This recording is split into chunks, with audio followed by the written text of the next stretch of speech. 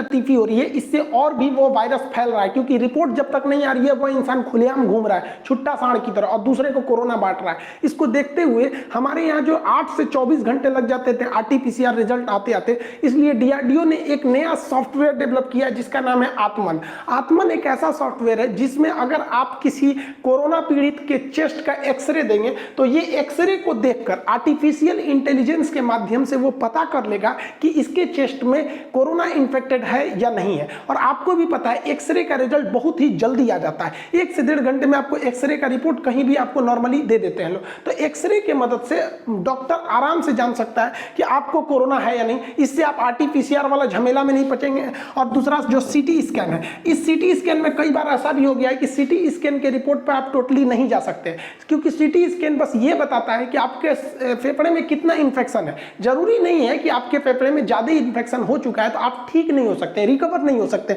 इस पे एम्स के डायरेक्टर ने भी इस पे कहा था कि हमें पूरी तरह से CT स्कैन के रिपोर्ट पर आश्रित नहीं रहना चाहिए, तो ये तो टाइम बचाएगा। दूसरा, हमारे जो देश के बड़े उद्योगपति हैं मुकेश अंबानी जी, इन्होंने क्या किया, इजराइल की एक कंपनी से समझौता किया और यह कंपनी क्या करती है, क्विक ब्रीथ टेस्ट करती है। क्विक ब्रीथ टेस्ट मतलब सांस से ही पता कर लेती है कि आपके सांस में कोरोना वायरस है या नहीं है। इससे केवल 10 सेकंड में आपको पता चल जाएगा कि आपको कोरोना है या नहीं है। आपको ही पता होगा न्यूजीलैंड ऑस्ट्रेलिया जो है कोरोना को तो हरा दिए, लेकिन क्योंकि ये देश भी बड़े हैं और आबादी भी कम है, लेकिन इजराइल एक बहुत ही छोटा देश है और काफ़ी पैक्ड है और टेक्नोलॉजी के मामले में बहुत आगे है। तो इजराइल ने अपने हर एक लोगों को जांच इसी टेक्नोलॉजी से किया था। इसमें ब्रेथ के माध्यम से आपके सांस को लिया जाता है और जैसे आप इसमें सांस छोड़ते हैं, जिस तरह से आप शराब पिए हैं या नहीं पिए हैं, ट्रैफिक पुलिस आपके सांस से जो भाप निकलती है उससे बता देता है कि आप ड्रिंक किए हैं कि नहीं, उसी तरह ये 10 सेकंड में आपको बता देगा कि आप कोरोना पॉजिटिव हैं या नहीं है। इस बीच जो कोरोना का ट्रिपल म्यूटेंट था वो भी भारत में पांव पसार रहा था,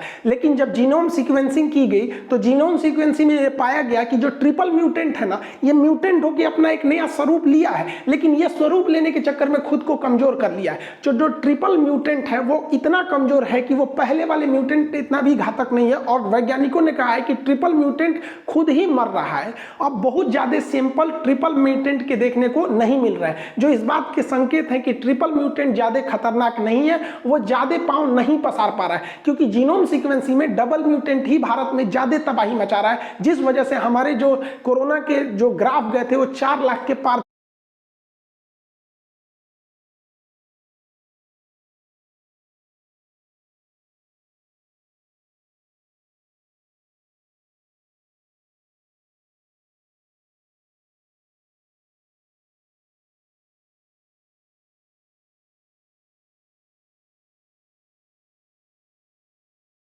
चले गए थे। तो ट्रिपल म्यूटेंट से फिलहाल हम लोग को खतरा की कोई बात नहीं है, लेकिन आगे हो सकता है अगर लापरवाही बढ़ती जाए तो, क्योंकि आगे भी इसमें म्यूटेशन यानी इसके स्वरूप बदलते रहते हैं। जैसे पहले हम लोग आदि मानव